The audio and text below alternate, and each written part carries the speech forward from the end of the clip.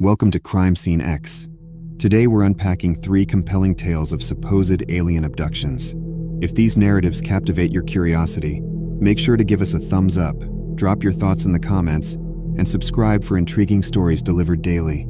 Get ready for a journey into the unknown.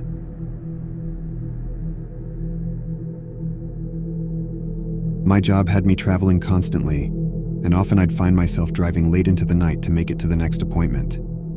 One evening, after leaving a client's office in a small town, I set my GPS for home and noticed it would be a nearly 4-hour drive. I was on Route 46, a mostly straight 2-lane highway that cut through miles of open farmland and sparse woods. About an hour into the drive, I saw a set of headlights in my rearview mirror. The car was approaching quickly, its brights on. Annoyed, I adjusted my mirror and hoped they'd pass, but they didn't. Instead, they tailgated me, their high beams making it difficult for me to see. After what felt like 10 minutes, the lights suddenly went out, not just dimmed or turned off, but completely vanished as though the car had disappeared. I tried to make sense of it. Maybe they had turned onto a side road, but there hadn't been any turnoffs. Feeling unnerved, I checked my GPS to see how much longer I had.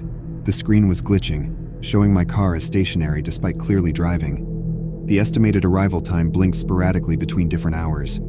Confused, I restarted the device, but it wouldn't function properly. Then things became even stranger. My dashboard clock showed it was 3:33 a.m., but that was impossible.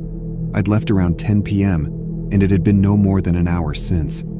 I felt a sudden wave of nausea and realized that I didn't recognize my surroundings. The familiar farmland was replaced by dense forest on both sides of the road. Panicking, I searched for a spot to turn around. That's when I saw it.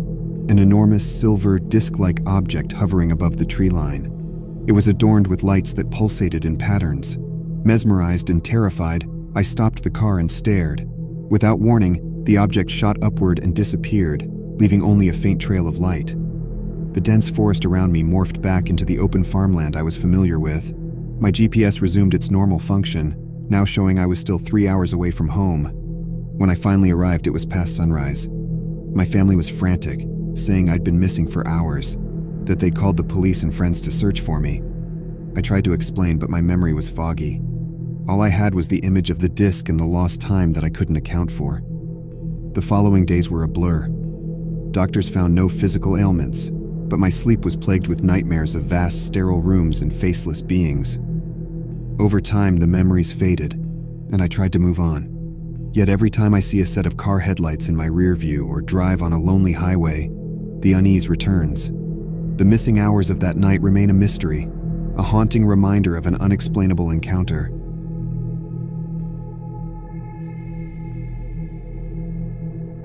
I've always loved gazing at the stars. There's a sense of wonder and mystery that envelops me every time I look up. Living far from the city, away from light pollution, I had a perfect view of the cosmos. Little did I know that one night, they'd be looking back. It was a clear evening. The constellation Orion dominated the southern sky, and I had just focused my telescope to get a closer look at the nebula within his sword. A sudden bright flash momentarily blinded me. Rubbing my eyes and attributing it to a shooting star or a satellite reflection, I peered through the telescope again. This time, an odd circular shadow blocked my view. Looking up with my naked eye, there wasn't a cloud in sight. Puzzled, I tried adjusting the telescope. Suddenly, I felt a static charge in the air, causing the hairs on my arms to stand on end. I began to hear a low humming sound that seemed to come from everywhere and nowhere simultaneously. The ambient night sounds, the chirping of crickets, the distant hoot of an owl, all went silent. Then, I felt it. It was as though gravity had reversed itself. I was being lifted, feet first, into the air. Panic gripped me. I tried to shout, but no sound came out. Above me, the once clear night sky was now eclipsed by a massive object, metallic and gleaming under the starlight. As I was drawn closer to it, I could make out intricate patterns and symbols engraved on the surface of the craft. Bright beams of light shone down, pulling me towards what looked like an open hatch. The next thing I remember was waking up in a sterile environment, illuminated by a soft blue light. I was lying on a sleek metallic table, restrained by invisible forces. Although I could move my eyes and breathe, the rest of my body was paralyzed. I wasn't alone. Around me stood beings, unlike anything I've ever seen. Tall, with slender bodies, their skin shimmered like a pearl. Their eyes, large and almond-shaped, observed me with a mixture of curiosity and detachment. One approached, its long fingers touching a panel on the wall. Suddenly, images flooded my mind: distant galaxies, advanced mathematical formulas, DNA helixes, and more. It felt like they were trying to communicate or share knowledge. Time seemed to distort. Moments felt like hours, and hours like moments. It was impossible to discern how long I was in their presence. As abruptly as it had started, I found myself standing in the same spot in my backyard, my telescope beside me. The night was still, and the constellation Orion blinked serenely down at me. I was filled with a mix of awe, fear, and a deep sense of understanding. But every time I tried to recall the knowledge they had shown me, it slipped away, like a dream upon waking. No one believed my story. They blamed it on fatigue or an overactive imagination. But I know what I experienced. Now, every time I look up at the stars, I'm filled with wonder and a bit of trepidation. For I have gazed into the cosmos, and it has gazed back.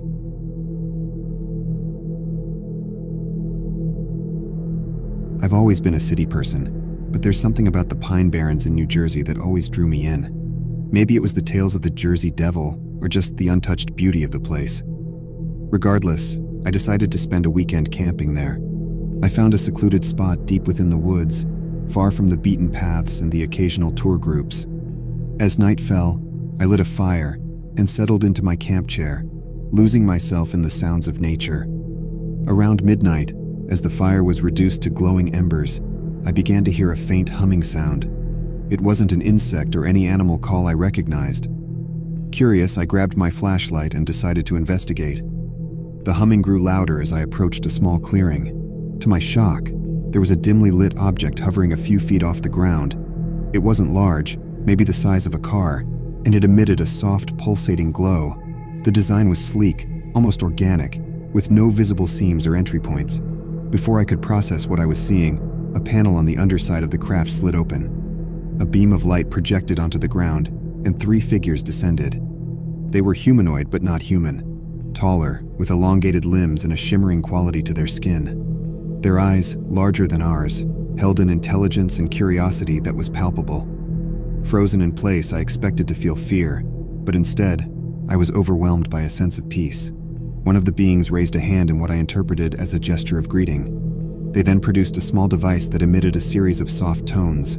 As they played, images flooded my mind: galaxies, star systems, and unknown planets. I realized they were communicating telepathically, sharing their journeys and experiences.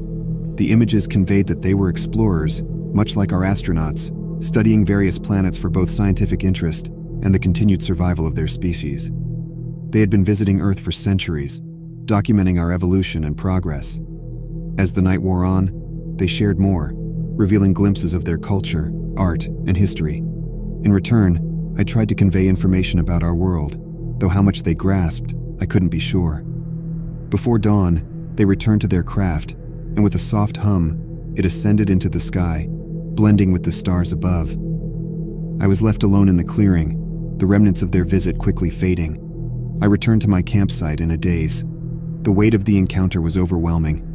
I packed up and headed home, the vastness of the universe and our tiny place within it weighing heavily on my mind.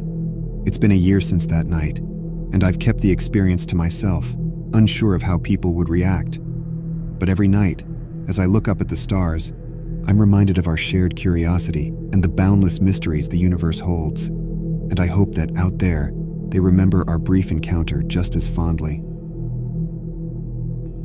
Thanks for watching. If you haven't already, please like the video, comment what you thought, and subscribe for daily uploads.